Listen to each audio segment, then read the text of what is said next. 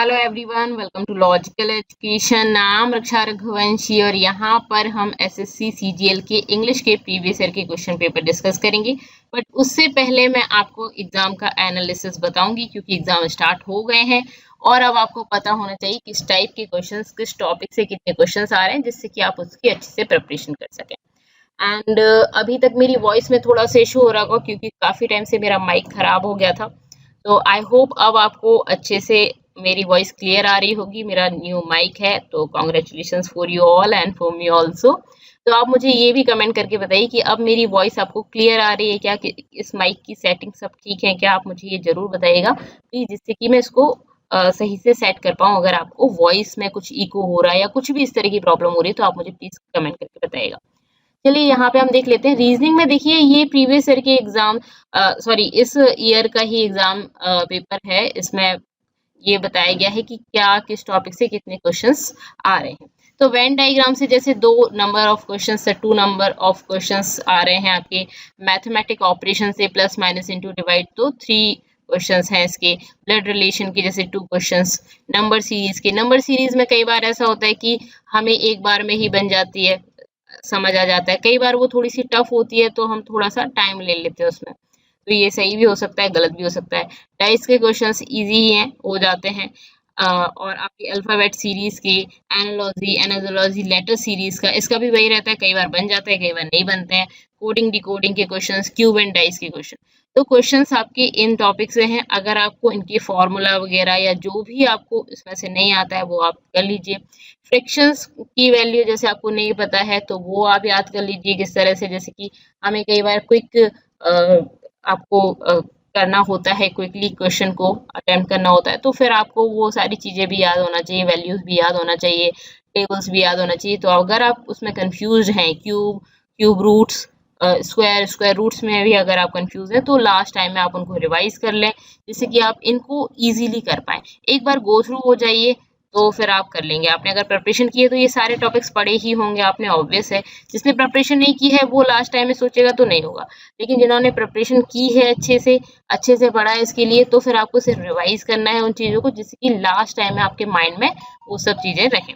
Okay, next हम बात करते हैं एप्टी की। तो एप्टीट्यूड में आपकी सिंपल इंटरेस्ट कंपाउंड इंटरेस्ट से क्वेश्चन आया, तो ये हमेशा ही आता है। सिंपल इंटरेस्ट कंपाउंड इंटरेस्ट से 2 क्वेश्चंस तो वो हैं आपके। टाइम एंड वर्क के 2 क्वेश्चन है। कई बार टाइम एंड वर्क के क्वेश्चन बहुत इजी आते हैं, कभी कभी ऐसा होता है कि टाइम एंड वर्क के क्वेश्चंस आपको टफ लगते हैं। अगर आप सिंपल फॉर्मूला से जाएंगे तो बहुत इजी रहता है। अगर आप ट्रिक्स वगैरह से करने की कोशिश करते हैं तो कई बार वो ट्रिक याद रहती है लास्ट तक, कई बार वो नहीं रहती है। उस टाइम जब हम पढ़ते हैं तब याद रह जाती है, बाद में हम भूल जाते हैं, तो अभी रिवाइज कर लेना। प्रॉफिट एंड लॉस का क्वेश्चन है, और उसके बाद आपका एलसीएम वगैरह इनके क्वेश्चन आते हैं। डेटा इंटरप्रिटेशन के क्वेश्चन, एवरेज का क्वेश्चन, ये भी इजी ही रहता है। एवरेज के क्वेश्चंस टफ नहीं रहते हैं, बस थोड़ा सा कई बार पेपर में जो क्वेश्चन है वो लेंदी दिया होता है और आपको स्पीड का थोड़ा ध्यान रखना है, ठीक है। डिसविजिबिलिटी रूल एंड इसके बाद सिंप्लीफिकेशन के 2 क्वेश्चन, ट्रिग्नोमेट्री के क्वेश्चंस। तो इस टाइप के क्वेश्चन से ट्रिग्नोमेट्री वगैरह कई बार होता है हम नहीं पढ़ते, क्योंकि 11th-12th में कुछ ऐसे स्टूडेंट्स भी होंगे जिन्होंने मैथ साइंस नहीं लिया है, तो ट्रिग्नोमेट्री उनका टफ रहता है, उनको इतना नहीं आता है। तो अगर आपको सिंपल साइन कॉस वाले अगर क्वेश्चन आ रहे हैं तो आप कर लेंगे। कई बार वो होते हैं, नहीं होते हैं, तो कोई दिक्कत नहीं है। ज्योमेट्री के क्वेश्चन, अलजेब्रा के क्वेश्चन, तो ये थोड़ा सा टफ पार्ट हो जाता है, ज्योमेट्री, अलजेब्रा। तो ये अगर आपको क्वेश्चंस अगर आपका प्लस पॉइंट है और नहीं है तो वो फॉर्मूला रिवाइज कर लीजिए, जिससे कि ये आप अच्छे से कर पाएं। अब बात आती है इंग्लिश की। तो जैसा हमने काफी सारे क्वेश्चंस पढ़ रखे हैं उसी टाइप के क्वेश्चंस आ रहे हैं। स्पेलिंग एरर से 1 से 2 क्वेश्चन आते हैं। क्लोज टेस्ट के वही 5 क्वेश्चन आपके आते हैं। सिनोनिम एंटोनिम के 2 क्वेश्चन आ जाते हैं। एक्टिव पैसिव वॉइस से एक क्वेश्चन आ जाता है, और डायरेक्ट इनडायरेक्ट स्पीच से आ जाता है। किसी पेपर में आपको एक्टिव पैसिव का मिलेगा, किसी में डायरेक्ट इनडायरेक्ट का, किसी में दोनों के एक मिल जाएंगे। फिल इन द ब्लैंक्स के आपको क्वेश्चंस मिल जाएंगे, यही क्लोज टेस्ट वाले में, और या फिर स्पेलिंग एरर में ही फिल इन द ब्लैंक्स में स्पेलिंग करेक्शन दे दिया जाता है, या फिर कुछ सेंटेंस में एरर दे दी जाती है, तो फिल इन द ब्लैंक्स के वही होते हैं। सेंटेंस में एरर वाले, मतलब कि एरर डिटेक्शन हो गया, या फिर ये क्लोज टेस्ट में आपको जो फिल इन द ब्लैंक्स दिए जाते हैं वो। सेंटेंस रीअरेंजमेंट जो पैराजम्बल वाले क्वेश्चंस हैं 2 या 3 क्वेश्चन वो आ जाते हैं। ईडियम फ्रेजेस के आपके 2 से 4 क्वेश्चन इसके आ जाते हैं। पैसेज दिया होता है, वही जो पैसेज है वो आपको दे दिया जाता है, उससे क्वेश्चंस आपको करने होते हैं। और ग्रामेटिकल एरर दी जाती है। Grammatical error fill in the blanks, अब आप सोच रहे हो बार बार रिपीट हो रहा है, इतनी सारी कितने क्वेश्चन आ रहे हैं, तो कई बार ग्रामेटिकल एरर जो है वो फिल इन द ब्लैंक्स के फॉर्म में दे रखी होती है, तो वो सेम ही चीज है, ठीक है। स्पेलिंग एरर कई बार फिल इन द ब्लैंक के फॉर्म में दे रखी होती है, तो वो एक ही चीज है, ठीक है। तो इसके क्वेश्चंस है जैसा कि हम अभी तक पढ़ते आ रहे हैं, तो वही क्वेश्चंस है ना। क्वेश्चंस काफी सारे पता भी चले स्टूडेंट्स, लेकिन as it is questions English के नहीं पता चलते। बाकी जीके के आप देख सकते हो, इनके एज इट इज क्वेश्चन पता चल जाते हैं। जैसे कि यहाँ पे मतलब ऐसा नहीं है, अगर आपने थोड़ी स्टडी की है तो क्वेश्चंस ऊपर ऊपर से ही हैं, बहुत ज्यादा डीप में क्वेश्चंस नहीं पूछे गए हैं। सैलरी ऑफ सुप्रीम कोर्ट के जजेस, हाई कोर्ट के जजेस की सैलरी कहाँ से आती है? कंसोलिडेटेड फंड ऑफ इंडिया से। देखिए, हाई कोर्ट और सुप्रीम कोर्ट के जज की सैलरी जो होती है वो तो आपका कंसोलिडेटेड फंड ऑफ इंडिया से आती है, और आपके हाई कोर्ट के जज की सैलरी जो होती है वो स्टेट के फंड से आती है, ठीक है। लेकिन अगर हम बात करें हाई कोर्ट के जज की पेंशन, वो आपकी आती है कंसोलिडेटेड फंड ऑफ इंडिया से। हाई कोर्ट के जज की पेंशन आपको याद रखना है, क्योंकि हम ये सोचते हैं कि पेंशन जो है वो भी स्टेट से ही आनी चाहिए, क्योंकि हाई कोर्ट के जज स्टेट के लिए काम करते हैं, लेकिन नहीं, उनकी पेंशन जो है वो कंसोलिडेटेड फंड ऑफ इंडिया से आती है। बाकी ये तो आप सभी को पता होगा, आर्टिकल कौन से में ये भी आपको पता होना चाहिए। फिर उसके बाद कोऑपरेटिव सोसाइटी के बारे में दे रखा है, ये बाद में जोड़ी गई थी, इनके बारे में आपको पता होना चाहिए। पैरा ओलंपिक्स 2021 ये करंट के क्वेश्चंस आते हैं, तो ये भी हमें पता है। ओडिसी डांस के बारे में, डांस फॉर्म जो होती हैं सभी की आपको याद रखना है, डांस हो गई। इसके अलावा कुछ भी एक स्पेशल इवेंट अगर हुआ है तो वो करंट में कई बार आ जाता है, तो वो आपको याद रखना है। डांस फॉर्म जैसे कथक वगैरह, इन सभी कहाँ से है, किस स्टेट का, ये सब क्वेश्चंस पूछ लिए जाते हैं, ठीक है। प्रधानमंत्री रोजगार योजना से, तो 5 ईयर प्लान जो है, एक पेपर में आपका सेकेंड 5 ईयर प्लान के बारे में पूछा था, तो 5 ईयर प्लान आप एक बार गो थ्रू हो जाइए। 3 या 4 5 ईयर प्लान से पूछे जाते हैं, स्टार्टिंग के जो 4-5 5 ईयर प्लान है बस उन्हीं से पूछा जाता है, उसके बाद वाले 5 ईयर प्लान से नहीं पूछे जाते क्वेश्चन, क्योंकि उस बार उसके बाद वाले जो 5 ईयर प्लान थे उनमें एज सच बहुत ज्यादा चेंजेस नहीं आए हैं। लेकिन फर्स्ट सेकंड थर्ड फोर्थ, मतलब फर्स्ट सेकंड में काफी ज्यादा पूछा जाता है क्वेश्चन, थर्ड से भी मान लो, फोर्थ से भी थोड़ा बहुत आपका पूछ लिया जाता है, थर्ड बीच में इतना इंपॉर्टेंट नहीं है, फोर्थ फिर इंपॉर्टेंट है, इस तरह से।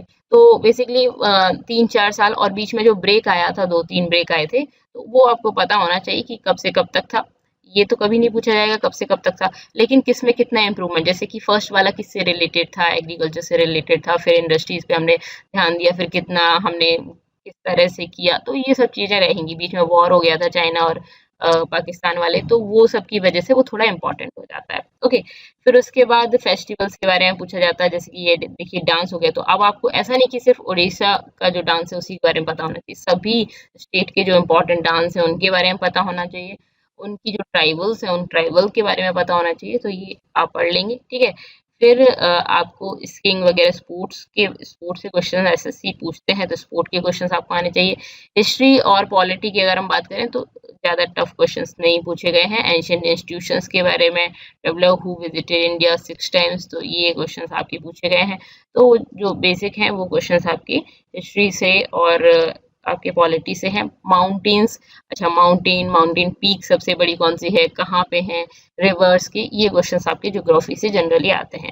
नॉर्थ वेस्ट मानसून हिल जो हिट्स विच स्टेट, ठीक है, तो नॉर्थ वेस्ट, तो हमें एक चीज पता होना चाहिए कि हमारा जो इंडिया का ये वाला है, तो अगर हम बात करें ये वाली जो डायरेक्शन है, इससे सब में आपका बारिश होती है, सिवाय आपके तमिलनाडु के, ठीक है, सिर्फ तमिलनाडु छूट जाता है, क्योंकि यहाँ पे हिल्स है और उसकी वजह से तमिलनाडु छूट जाता है। फिर उसके बाद ये जाती है, फिर यहाँ पे जो वाली बारिश होती है उससे तमिलनाडु में होती है, ठीक है, यहाँ से जो आती है तो इससे तमिलनाडु में होती है, ठीक है, तो इसीलिए क्वेश्चन पूछा गया है, क्योंकि जो अलग है एक्सेप्शन है वही पूछा जाता है, ओके। फिर उधर आपका वेस्टर्न डिस्टर्बेंसेस से भी आता है, वो थोड़ा सा हम जब डिटेल में पढ़ेंगे ज्योग्राफी को तो हम इसको डिस्कस कर लेंगे। करंट अफेयर्स से क्वेश्चन आते ही हैं, तो वो है साइंस से आपका फिजिक्स केमिस्ट्री बायो से क्वेश्चन आते हैं, तो जैसे एटॉमिक नंबर, एटॉमिक मास, ये बेसिक क्वेश्चन है, आपको पता होना चाहिए। एटॉमिक नंबर निकालना भी पूछा जा सकता है, एटॉमिक नंबर भी पूछा जा सकता है, आइसोटोप क्या होते हैं, आइसोबार्स क्या होते हैं, ये भी आपसे पूछा जा सकता है, तो ये है, ठीक है। तो ये हमने देख लिया एनालिसिस, इसी टाइप का एनालिसिस आपका पूछा जाएगा, तो आप इस टाइप का एनालिसिस कर सकते हैं, ठीक है। तो इसमें ज्यादा टफ नहीं है, बस आपको थोड़ा सा ध्यान देना है, ओके, अब बात आती है कि हम इंग्लिश का क्वेश्चन पेपर डिस्कस करेंगे प्रीवियस ईयर का, तो वो हम करने वाले हैं। ये आपका 2022 का क्वेश्चन पेपर है, सेम इसी टाइप के क्वेश्चन पेपर अभी भी आएंगे, तो टेंशन लेने की बात नहीं है। इसको स्टार्ट करते हैं। Oscar is the most prestigious award which is introduced to good actors in that year.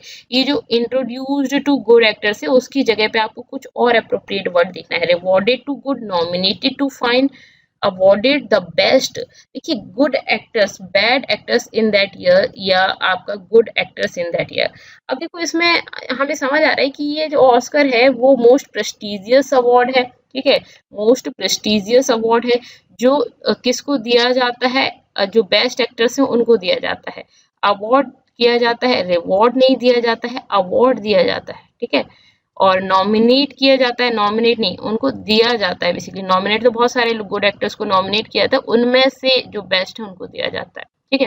Next हमारा हो गया when I reached home late, मैं जब लेट घर पहुंचा। When I reached home late, when, फिर उसके बाद V2 दे रखा है। आई फाउंड, मैंने पाया, माई चिल्ड्रंस वेटिंग ऑन मी, मुझ पर वेट कर रहे थे। ऑन मी मतलब पर, मुझ पर वेट कर रहे थे, नहीं, मुझ पर वेट नहीं कर रहे थे, मेरे लिए या मेरा वेट कर रहे थे, मेरे लिए वेट कर रहे थे। वेटिंग विथ मी, मेरे साथ वेट कर रहे थे, नहीं, मैं तो लेट ही पहुंचा था, मेरे साथ नहीं वेट कर रहे थे। बाय मी, मेरे द्वारा वेट कर रहे थे, नहीं, ऐसा भी नहीं है। वाई आप किस में करते हो, मेरे द्वारा के लिए यूज करते हो। वेटिंग अबाउट मी, मेरे बारे में वेट कर रहे थे, मेरे बारे में बात कर सकते हैं, मेरे बारे में वेट नहीं कर सकते, मेरे लिए वेट कर रहे थे। वेटिंग फॉर मी, ठीक है, तो 4 आपका आ जाएगा। नेक्स्ट हम चलते हैं थर्ड क्वेश्चन पे। ये देखिए, select the most appropriate option to fill in the blank. Our school, यहाँ से स्टार्ट है, our school had decided to take us to Himalayas for excursion, ठीक है, हमारा स्कूल ने डिसाइड किया कि वो हमें लेके जाएगा वहां पे। I dash to convince 2 + V1 my mother to give consent. I fought fire with fire, अच्छा, I fought fire with fire, brought my home Bascon, made waves, left no stone unturned।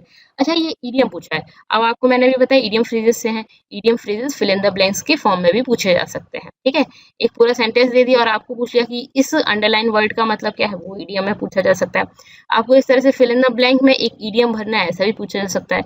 आपको इडियम का meaning बताना है, ऐसा भी पूछा जा सकता है, ठीक है। तो यहाँ पे ये इडियम बताया, तो लेफ्ट नो स्टोन अनटर्न मतलब कि मैंने कोई कसर नहीं छोड़ी। लेफ्ट नो स्टोन अनटर्न, मैंने कोई कसर नहीं छोड़ी। लेफ्ट क्यों आया है, बेसिकली होता है leave no stone unturn, leave, LEAV, leave no stones unturn. ये प्रेजेंट की फॉर्म होती है V1। जब यहाँ पे आप पास्ट की फॉर्म यूज कर रहे हो, तो यहाँ पे भी आप पास्ट की फॉर्म यूज करोगे। तो लेफ्ट नो स्टोन अनटर्न, मैंने कोई भी कसर नहीं छोड़ी अपनी माँ को मनाने में, ठीक है। और ने हाँ किया नहीं किया वो अलग बात है। नेक्स्ट है आपका the rhyme and the RHIME, rhyme and rhyme of पापाई's poem are highly symbolical and time, ठीक है। अब इसमें इनकरेक्टली स्पेल्ड वर्ड बताना है, मतलब कि आपको स्पेलिंग करेक्शन बताना है इसमें। तो राइम बेसिकली RHYME होती है, राइम RHIME नहीं होती, RHYME। यहाँ पे आई नहीं आता, वाई आता है, ठीक है। तो RHYME राइम आता है। तो यही आपका स्पेलिंग एरर है। नेक्स्ट है इनकरेक्टली स्पेल्ड वर्ड, एक और बताना, जस्टिस, JUSTICE, जस्टिस, ठीक है। JUDGE जज होता है मेरे हिसाब से, आप सबके हिसाब से भी वही होता होगा। ये तो स्पेलिंग बहुत इजी थी, JUDGE जज, EDGE नहीं होता, JUDGE, ठीक है। अटॉर्नी, ATTORNEY, अटॉर्नी, LAWEY, ठीक है। तो यहाँ पे इनकरेक्टली स्पेल्ड वर्ड हम बता चुके हैं।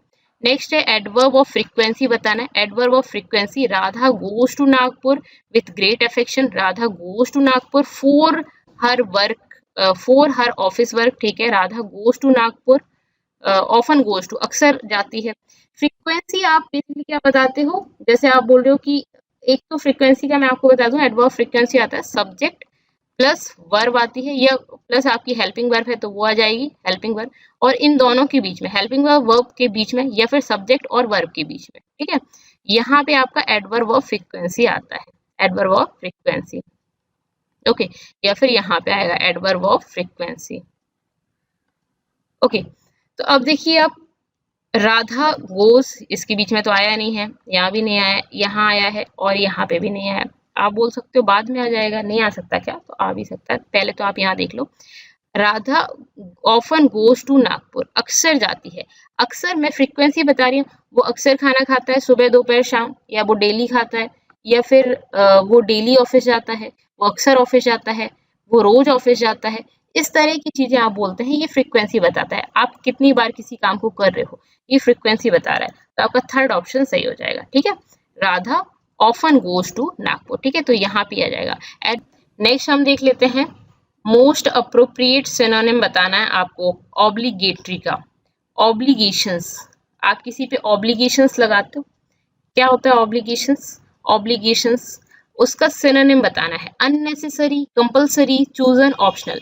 ऑब्लिगेशंस कंपलसरी होती है, ना कि ऑप्शनल हो, अननेसेसरी हो। ऑब्लिगेशंस कंपलसरी है। ठीक है, तो कंपलसरी इसका सिनोनिम आ जाएगा। बाकी सबके मीनिंग्स आपको पता होंगे। अननेसेसरी जो जरूरत नहीं है उतनी ज्यादा, चूजन जिसको चूज किया गया हो, सिलेक्ट किया गया हो, ऑप्शनल। ठीक है, नेक्स्ट हम देख लेते हैं, एंटोनिम बताना है इस अंडरलाइन वर्ड का अट्रैक्ट, किसी चीज को अट्रैक्ट करना। ठीक है, टूरिज्म को अट्रैक्ट करते हैं।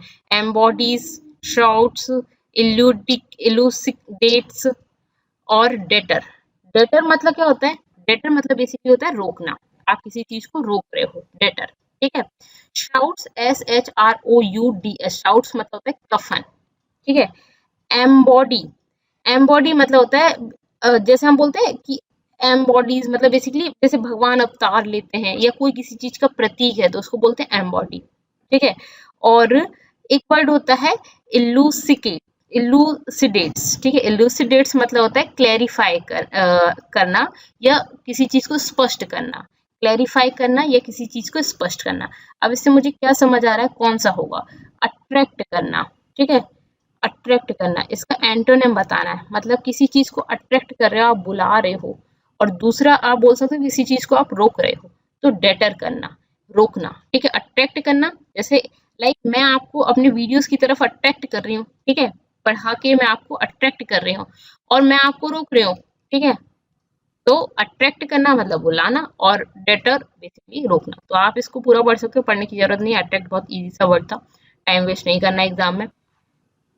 नेक्स्ट हम चलते हैं 9th क्वेश्चन पर। There are 3 cup holders, 3 cup holders हैं, placed on the cupboards, cupboards पर प्लेस्ड हैं, ऑफ द सेक्रेटरी टेबल। इसमें आपको स्पेलिंग एरर बतानी है या पूरे सेंटेंस में ग्रामेटिकल एरर बतानी है। देयर आर, देखो ये आर किसके लिए लगा है? इज या आर होना चाहिए। ये 3 कपबोर्ड्स हैं उसके लिए ये देयर यूज किया गया है, और देयर 3 कपबोर्ड हैं तो प्लूरल है, तो देयर भी प्लूरल होगा, और प्लूरल ये है तो वर्ब भी जो है वो प्लूरल होगी। ठीक है, तो ये तो सही है, देयर आर 3 कप होल्डर्स। तो ये वाला तो गलत हो गया क्योंकि ये इसमें एरर बता रहा था, तो इसमें तो एरर नहीं है। प्लेस्ड ऑन, प्लेस्ड ऑन रखे हुए हैं, प्लेस्ड ऑन, ऑन मतलब ऊपर के लिए होता है, placed on. Okay, the cupboards, cupboards पर, ऑफ द सेक्रेटरी टेबल। ठीक है, एक सेक्रेटरी टेबल के कपबोर्ड्स के ऊपर। ठीक है, तो ऑफ द सेक्रेटरी टेबल ये तो ठीक है, इसमें तो कोई एरर नहीं है, तो ये वाला भी सही हो गया क्योंकि इसमें कोई एरर नहीं थी। ऑफ द सेक्रेटरी टेबल, एक सेक्रेटरी टेबल के ऊपर, तो इसमें भी कोई एरर नहीं है। ठीक है, placed on the, placed on the ये भी ठीक है, उसके ऊपर रखे हुए हैं, प्लेस्ड ऑन द। अच्छा मुझे ये बताइए, जो कपबोर्ड है उस पर 3 कप होल्डर्स हैं, एक सेक्रेटरी टेबल है, उसके ऊपर एक कपबोर्ड रखा हुआ है, उस कपबोर्ड के ऊपर 3 कप होल्डर्स हैं, है ना? तो कप होल्डर्स तो प्लूरल होंगे। ठीक है, बट ये कपबोर्ड्स जो है वो प्लूरल होगा या सिंगुलर होगा? तो ये प्लूरल नहीं है, ये सिंगुलर है, सिंगुलर है, तो यहाँ पे ये गलत है, ऑन द कपबोर्ड्स, तो ये वाली चीज गलत हो जाएगी, यही आपका आंसर हो जाएगा। ठीक है, प्लेस्ड ऑन तो बिल्कुल सही था। क्लियर है? नेक्स्ट हम देखते हैं, यहाँ पे मोस्ट अप्रोप्रिएट ऑप्शन फिल करना है आपको। Anita is an employ who has unconditional for her company, जिसका अनकंडीशनल है उसकी कंपनी के लिए। क्या? सपोर्ट है, डेडिकेशन है, अटैचमेंट है, लव है। Unconditional love, unconditional dedication. अच्छा, सभी वर्ड्स आपको अप्रोप्रिएट नजर आ रहे होंगे यहाँ पे। ठीक है, लेकिन यहाँ पे अप्रोप्रिएट वर्ड इसके हिसाब से कौन सा होना चाहिए? अनकंडीशनल लव है उसका अपनी कंपनी के लिए, वो अनकंडीशनली उसको लव करती है अपनी कंपनी को। ठीक है, अनकंडीशनल अटैचमेंट है उसका, तो अटैचमेंट वर्ड नहीं आएगा। डेडिकेशन आप बोल सकते हो, डेडिकेशन है उसकी अपनी कंपनी के लिए, तो बहुत डेडिकेशन करती है, बट जो अनकंडीशनल वर्ड है उसके अकॉर्डिंग यहाँ पे अप्रोप्रिएट जो दिख रहा है वो लव आना चाहिए। ठीक है, नेक्स्ट है आपका रीअरेंज करना है इस सेंटेंस को। तो यहाँ पे द स्पेक्टिकुलर ये आपको दे रखा है, इसके बाद आपको यहाँ पे करना है Indian economy were largely based on coal. Expansion of electrification of the last 20 years and the considerable Chinese growth of. अच्छा देखो, ऑफ और द ये है, तो इसका मतलब ये तो कंफर्म है कि ना तो क्यू पे खत्म होना है सेंटेंस, ना एस पे खत्म होना है। तो यहाँ एस पे खत्म हो रहा है, यहाँ पे भी एस पे खत्म हो रहा है, क्यू पे तो होना ही रहा। तो पहला और तीसरा तो गया, बचा कौन सा दूसरा और चौथा, उसमें से देख लेते हैं। The spectacular Indian economy, Indian economy, अच्छा ये समझ आ रहा है मुझे, एस से स्टार्ट होगा इसका मतलब सेंटेंस। तो the spectacular Chinese growth of के बाद क्या आना चाहिए, of the last 20 years, of the last 20 years and the considerable expansion of the electrification of the Indian economy were largely based on coal. तो यहाँ पे एस के बाद आर के बाद क्यू के बाद पी, ये आना चाहिए था SRQP। तो यहाँ पे आपका फोर्थ ऑप्शन सही हो जाएगा। SQR भी हो सकता था क्या, of expansion of the electrification of the last 20 years, आपको ऐसा लग सकता था, लेकिन आपको यहाँ पे सेंटेंस को अच्छे से रीअरेंज करके देखना है, तो आपको ये समझ आ जाएगा कि फोर्थ वाला ऑप्शन सही होगा। ठीक है, तो दो तो आपने ऐसे ही हटा दिए थे, बाकी दो बचे, उनमें से थोड़ा सा अगर अच्छे से पढ़ेंगे तो कर लेंगे। The surgeon says that I should get anaesthesia for the surgery. ठीक है, द सर्जन सेज दैट की जगह आप इन्वर्टेड कॉमा लगा दीजिए। सेज का सेट हो जाएगा क्या, नहीं होगा, तो इन्वर्टेड कॉमा लगा दीजिए। आई फर्स्ट पर्सन है, तो आपका आई शुड की जगह यू शुड आना चाहिए। अच्छा, पहली चीज हम देख लेते हैं कि सर्जरी ये तो सभी में सेम है, एनेस्थीसिया ये भी सभी में सेम है, यहाँ कोड आ रहा है, गेट आ रहा है, ये भी सही सेम है, यहाँ सभी में शुड आ रहा है, तो यहाँ कोड आ रहा था, इसको हटा देते हैं। ठीक है, फर्स्ट और सेकंड में से देखना है आपको, यू आना चाहिए या फिर आई आना चाहिए। अब बात करने पे देख लीजिए कि सर्जन बोल रहा है, the surgeon says that I should get anaesthesia for the surgery, मुझे लेना चाहिए एनेस्थीसिया। ठीक है, the surgeon says you should, उसने कहा, सर्जन बोलता है यू शुड, तुम्हें लेना चाहिए। जब उसने मुझसे कहा था, जैसे उसने मुझसे बोला, सर्जन ने मेरे से बोला कि तुम्हें एनेस्थीसिया लेना चाहिए सर्जरी के लिए। ठीक है, एनेस्थीसिया लेना चाहिए। मैं इस बात को अपनी बात में बोल के बता रही हूँ कि सर्जन ने मुझसे बोला था कि मुझे एनेस्थीसिया लेना चाहिए। उसने मुझसे बोला था कि मुझे एनेस्थीसिया लेना चाहिए था। उसने एक्चुअल में बोला क्या था, उसने बोला था कि तुम्हें एनेस्थीसिया लेना चाहिए। लाइक मैं अभी आपको बोलूं तो मैं आपको बोलूंगी कि आपको ये पढ़ना चाहिए, तो मैं क्या बोल रही हूँ, आपको ये पढ़ना चाहिए, यू बोल रही हूँ। जब आप घर पे जाके मम्मा को बताओगे, आप बोलोगे कि मैम ने कहा था कि मुझे ये पढ़ना चाहिए, तो आप यू का क्या कर दोगे, आई कर दोगे। तो यहाँ पे यू फर्स्ट वाला ऑप्शन आपका सही हो जाएगा। ठीक है, next, why is peace being demanded by you, why is peace being demanded by you, being demanded by you का क्या हो जाएगा आपका, यहाँ पे यू आगे आ जाएगा। ओके, तो और वाई है तो वाई का तो वाई रहेगा। इज है तो इज का यहाँ पे यू के अकॉर्डिंग इज एम आर में से कुछ आना चाहिए, तो वाई, फिर उसका यू आर डिमांडिंग आना चाहिए या आर के बाद यू आना चाहिए। तो आर के बाद यहाँ तो यू हट ही गया, तो ये तो गलत कर दीजिए, इसमें आर ही नहीं लगा है, तो ये भी गलत, वर्ब तो चाहिए। तो why are you demanding peace या why you are demanding peace, why are you. हमारा फॉर्मेट क्या होता है, यहाँ पे क्वेश्चन वर्ड जो भी होता है वो, फिर उसके बाद हेल्पिंग वर्ब आती है, फिर उसके बाद आपका सब्जेक्ट आता है, फिर उसके बाद आपकी वर्ब आती है, फिर उसके बाद ऑब्जेक्ट आता है, ये होता है, फिर क्वेश्चन मार्क आता है। तो यहाँ पे कौन सा वाला आपका सही हो जाएगा, तो थर्ड ऑप्शन सही हो जाएगा। Why are you demanding peace, why you are demanding peace नहीं होता, हम जनरल लैंग्वेज में कई बार वाई यू आर बोल देते हैं, लेकिन वाई आर यू होगा, क्योंकि जब भी आप क्वेश्चन वर्ड से स्टार्ट करते हैं तो हेल्पिंग वर्ब पहले लगाते हैं, फिर सब्जेक्ट बाद में लगाते हैं। नेक्स्ट है आपके एंटोनिम बताना है, इसमें सीवियर, सीवियर मतलब बहुत ही ज्यादा खतरनाक। ठीक है, सीवियर उसका एंटोनिम मतलब बहुत ही खतरनाक ना हो जो, ठीक है। तो यहाँ पे सिक, सिक मतलब बीमार, तो ये तो होगा नहीं। जेंटल, जेंटल है।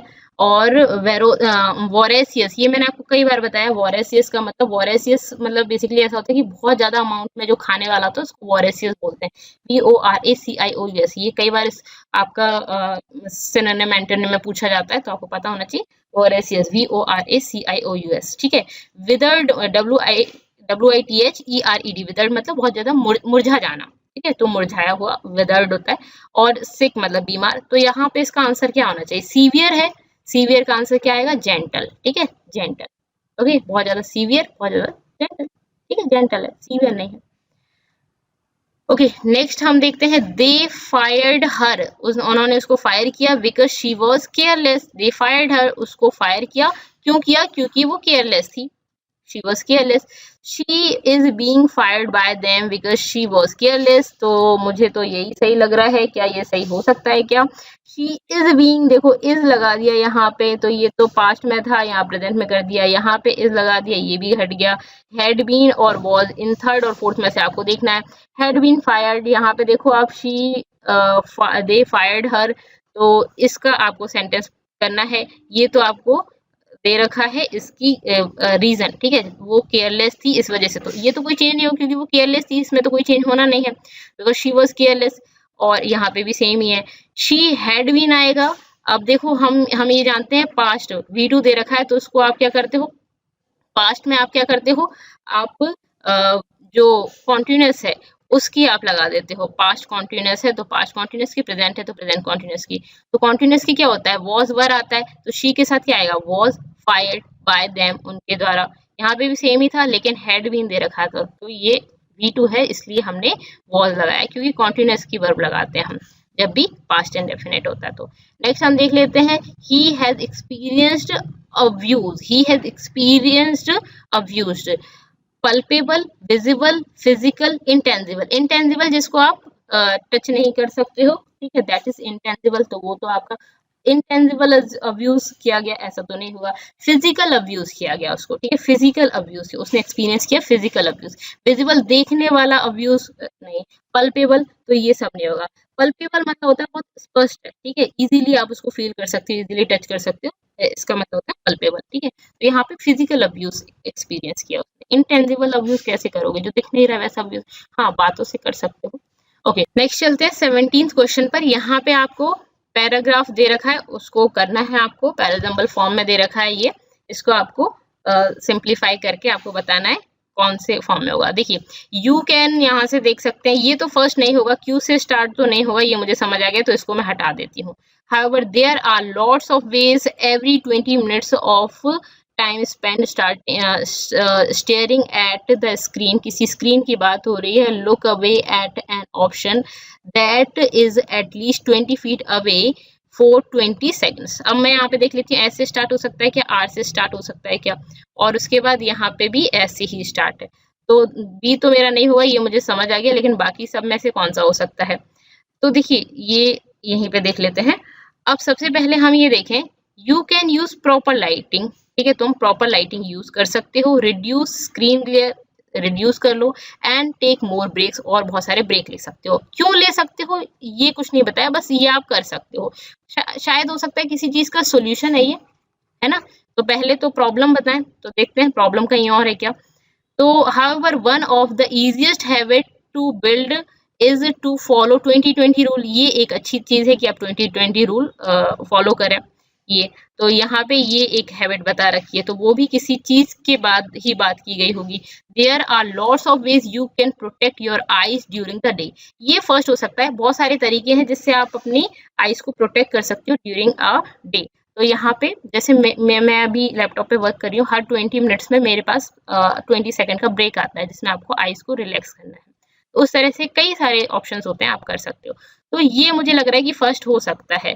एवरी 20 मिनट्स, देखो every 20 minutes of time spend staring at screen, you look away at an option that is at least 20 feet away for 20 seconds। तो ये आप कर सकते हो, एक ऑप्शन ये भी है आपके पास। तो बेसिकली मुझे ये समझ आ रहा है कि ये जो सेंटेंस होना चाहिए वो आर से स्टार्ट होना चाहिए। तो आर से स्टार्ट तो एक ही दिख रहा है, तो यही आपका आंसर हो गया। अब देख लेते हैं क्या सही किया है मैं, जो आंसर किया है क्या। ये बहुत सारे तरीके हैं, आप क्या कर सकते हो, प्रॉपर लाइटिंग यूज कर सकते हो, रिड्यूस कर सकते हो इसको, और ब्रेक ले सकते हो, कुछ ब्रेक ले सकते हो, ये इसका सोल्यूशन दे दिया है। ब्रेक ले सकते हो। हालांकि one of the easiest habit जो है वो 2020 रूल आप यूज करो, ये सबसे अच्छा चीज है। पहले मैंने बता दिया कई सारे सोल्यूशन ले सकते हो, उनमें से एक सोल्यूशन मैं बता रही हूँ। वो सोल्यूशन क्या है, वो सोल्यूशन ये है कि आप ये कर लो, ठीक है। तो आपका सी ऑप्शन सही हो जाएगा, ठीक है। नेक्स्ट हम देखते हैं, being an ardent professional, the lawyer always kept his clients at an arm's length. मतलब कि थोड़ा दूरी पे रखना, at an arm's length, आप अपने एक हाथ की दूरी पे किसी को रख रहे हो। अवे फ्रॉम ईच अदर, एक दूसरे से दूर। At a distance, under wrap, मतलब कि कवर करके रखना, ऐसा तो नहीं है। अलर्ट एंड प्रिपेयर्ड, ऐसा तो नहीं है। यहाँ पे एट अ डिस्टेंस आएगा, ठीक है। आप एट अ डिस्टेंस, एक डिस्टेंस पर रख रहे हो, एट अ डिस्टेंस। नेक्स्ट है आपका hysterical. Rahul was sharing some of his childhood stories and they were hysterical. यहाँ पे synonym आपको बताना है hysterical। इमोशनल थी, डेंजरस थी, फनी थी, स्कैरी थी। हिस्टेरिकल मतलब कि बहुत ही ज्यादा एक्साइटेड होना, बहुत फनी होना, दैट इज हिस्टेरिकल।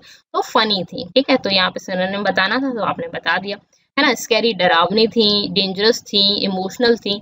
तो हिस्टस मतलब फनी। यहाँ पे आपको मीनिंग पता होगा तभी आप बता पाएंगे।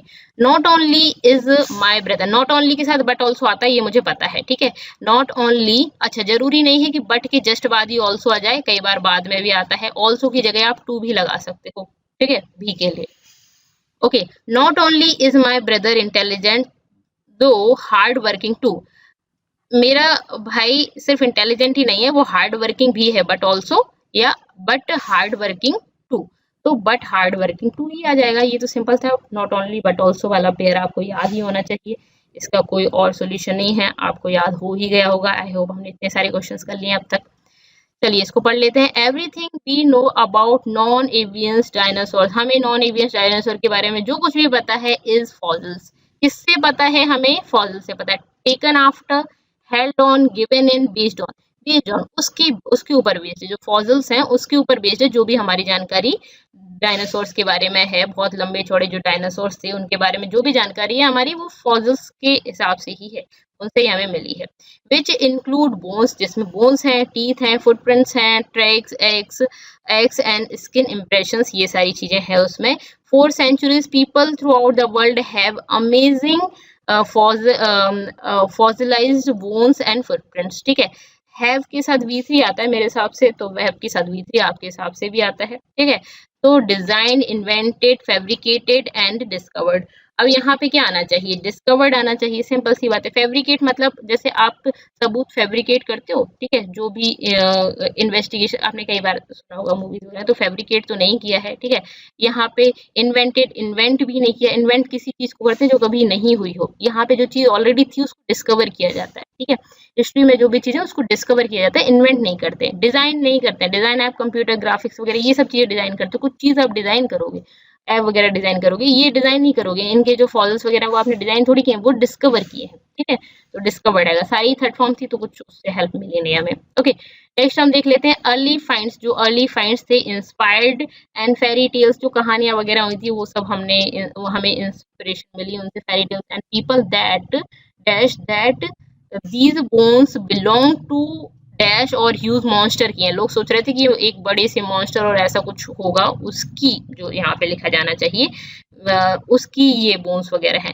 तो इन्होंने इंस्पायर किया फेरी टेल्स, और किस चीज को? फेम को इंस्पायर किया। सेलिब्रिटीज को नहीं किया था, लीजेंड्स को, ऑनर्स, ठीक है। तो ऑनर नहीं, लीजेंड्स। एंड जो लीजेंड्स मतलब बेसिकली एक बहुत ओल्ड स्टोरी और फेरी टेल वगैरह, जैसे आपने मूवीज वगैरह देखी होंगी तो उसमें इस तरह की जो मूवीज हैं वो इसके ऊपर बेस्ड हुई, इस पर बनी, ठीक है। तो इंस्पायर हुई। And people that these bones belong to, जो लोगों ने क्या सोचा कि ये जो बोन्स हैं वो किसको बिलोंग करती हैं? तो यहाँ पे एम्ड, अपोज्ड, अरेंज्ड, इमेजिन। अच्छा, यहाँ पे आना चाहिए पीपल डैश दैट। यहाँ पे टू के बाद ये जब चीज नहीं आएंगी, टू के बाद तो भी बनाता है। 24 वाला क्वेश्चन है ये होगा यहाँ पे। And people dash that these bones belong to, लोग aimed, opposed, arranged, imagine. Imagine लोग सोच रहे थे, इमेजिन कर रहे थे, ठीक है। लोगों का एम था नहीं, अपोज किया उन्होंने, अरेंज किया नहीं, ये सब अपोज नहीं किया, लोगों ने सोचा, इमेजिन कर रहे थे, तो इमेजिन्ड आएगा यहाँ पे। सिंपल था, स्टोरी समझ आ गई तो आप इजीली कर सकते हो। Imagine that these bones belong to dash और huge monster, spirits, devils, ghost, giants, ठीक है। तो घोस्ट मतलब भूत की है ये, नहीं ऐसा तो नहीं सोचा। डेविल की है, ऐसा भी नहीं सोचा। स्पिरिट की है, नहीं। इन्होंने बोला एक बहुत बड़े से दानव या कुछ भी बोल सकते हैं, एक बहुत बड़ा सा दिखने वाला ह्यूज मॉन्स्टर जो है उसकी है, ठीक है। तो ह्यूज मॉन्स्टर की ये बोन्स है, ऐसा लोग सोच रहे थे। तो यहाँ पे 25 क्वेश्चंस कर लिए। आई होप आपको सारे समझ आएंगे और आपके कितने सही हैं ये आप मुझे कमेंट करके बताइए। वीडियो पसंद आती है तो प्लीज लाइक आपको करना है, लाइक आप किया करिए, इससे मुझे इंस्पिरेशन मिलती है। और कमेंट करके भी आप मुझे बताइए। साथ में आप ये भी बताइए आपका अगर पेपर है तो कैसा गया, किस टाइप के क्वेश्चंस आ रहे हैं, आप मुझे वो कमेंट सेक्शन में बता सकते हैं किस टाइप के क्वेश्चंस आ रहे हैं। तो वो आप मुझे प्लीज बताइए जिससे और स्टूडेंट्स की भी हेल्प हो, ठीक है। और वीडियो पसंद आता है तो आप इसको लाइक कर सकते हैं, और चैनल को सब्सक्राइब नहीं किया तो सब्सक्राइब भी कर सकते हैं और अपने फ्रेंड्स के साथ शेयर कर दीजिए। That's all for this lecture. Thank you so much for watching.